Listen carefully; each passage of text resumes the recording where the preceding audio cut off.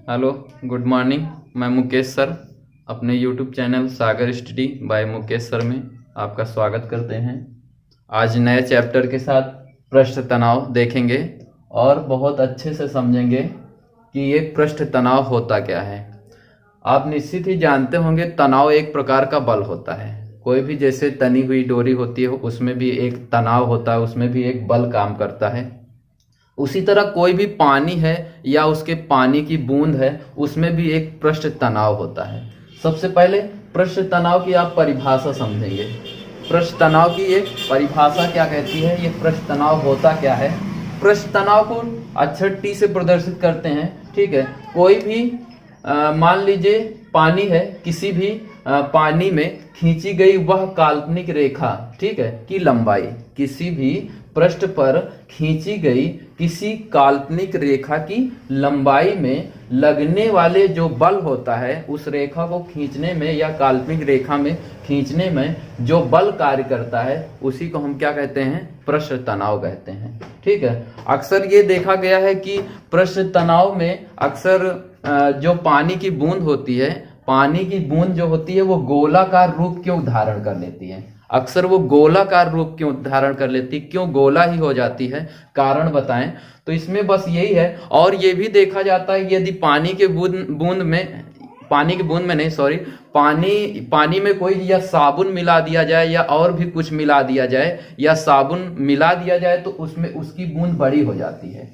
यानी नॉर्मल पानी की अपेक्षा और साबुन की जो फिल्म बना देते हैं, जो साबुन की जो उसमें बूंद बनती है या जिसमें साबुन रहता है उसके बूंद क्यों बड़े होते हैं। अक्सर ये देखा गया है कि पृष्ठ तनाव के कारण यह होता है।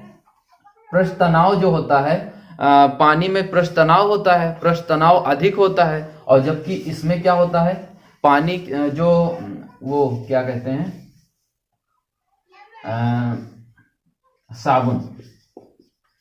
साबुन और ये पानी हो गया।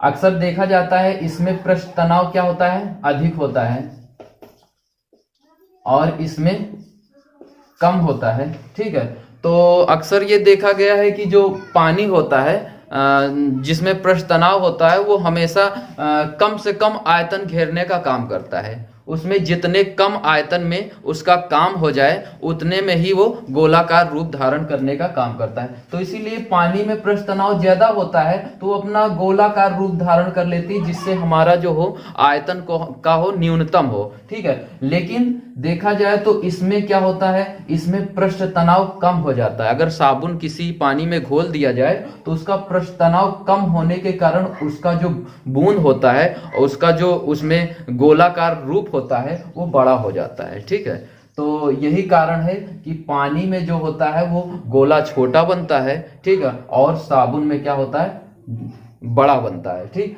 तो ये चीज समझेंगे। और उसके बाद क्या है ये समझेंगे, जैसे गर्म पानी की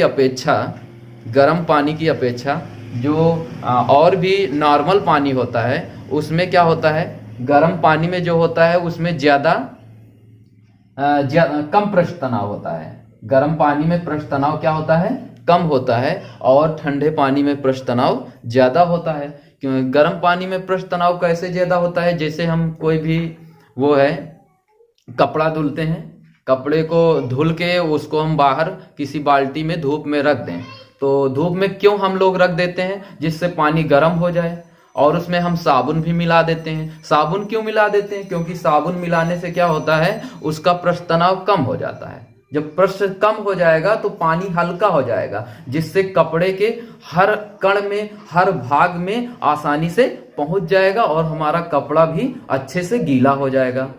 मेन तो अस्तित्व तो यही है कि कपड़े में साबुन एक तो साफ करने के लिए उसमें कास्टिक होता है, कपड़ा साफ हो जाए। दूसरा सबसे बड़ा कारण है क्या है, पृष्ठ तनाव। पृष्ठ तनाव बस यही कारण है कि अगर हम किसी भी नॉर्मल पानी में अगर हम क्या मिला दें, अगर साबुन मिला देते हैं तो उसका क्या हो जाता है, पृष्ठ तनाव कम हो जाता है। पृष्ठ तनाव कम हो जाता है, और पृष्ठ तनाव जब कम हो जाएगा तो उसमें जो उसके जो कण होते हैं वो एकदम हल्के हो जाते हैं। पृष्ठ तनाव के कण जो हो जाते हैं वो हल्के हो जाते हैं और कपड़े के हर जगह पहुंच जाते हैं। इसके वजह से क्या हो जाता है, कपड़े भी साफ हो जाते हैं, यानी कपड़ा अच्छी तरीके से गीला हो जाता है। यानी पृष्ठ तनाव कम होने से कपड़ा जल्दी गीला हो जाता है, और जिसमें पृष्ठ तनाव ज्यादा होगा उसमें समय लगेगा। और ये भी कहते हैं, कभी सूप आप लोग पिए होंगे, कोई चीज का सूप बनाते हैं खाते हैं, तो सूप गर्म सूप की अपेक्षा जो होता है ठंडा सूप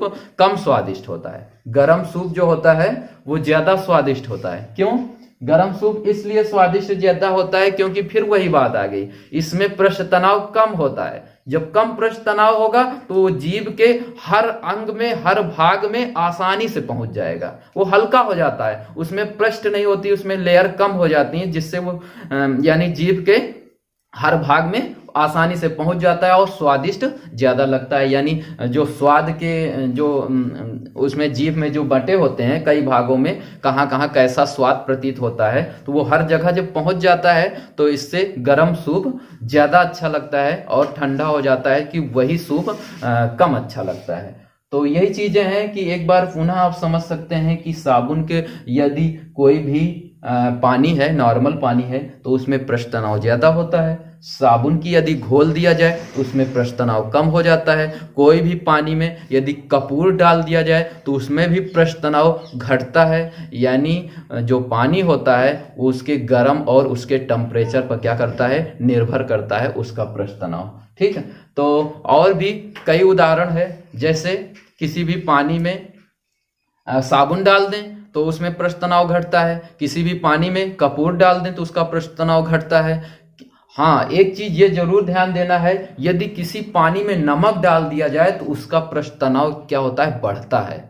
ठीक है, तो यही चीज है कि अगर कोई भी पानी में नमक डाल दिया जाए तो उसका पृष्ठ तनाव जरूर बढ़ता है। जैसे समुद्र में क्या होता है, वो नमकीन होता है, उसमें नमक से कोई मतलब नहीं है, और अच्छे से जहाज और अच्छे से उसमें तैरेंगी क्योंकि उसमें पृष्ठ तनाव अधिक है। ठीक है, यानी अगर उसमें कोई सोच में होता कि समुद्र का जल जो है वो खारा है, उससे पृष्ठ तनाव घटता है, तो घटता नहीं, उससे तो पृष्ठ तनाव और अच्छा है, उसमें जहाजों के लिए और मदद मिलेगी, जिसमें उसमें क्या होता है, उसमें लेयर और अच्छे से बनी हुई है, उसमें किसी प्रकार की जो लेयर है वो टूटती नहीं है और अच्छा रहता है। यानी केवल ये चीज ध्यान देना है कि साबुन और उसमें कोई और एक उदाहरण और है, जैसे किसी पानी में हम वो डाल देते हैं, मिट्टी का तेल डाल देते हैं, तो उसमें भी पृष्ठ तनाव घटता है। उदाहरण के लिए यदि कोई भी गंदे जल हो या कैसा भी जल हो, ठीक है, खासकर गंदे जल में मच्छर के जो लार्वा होते हैं, जो उनके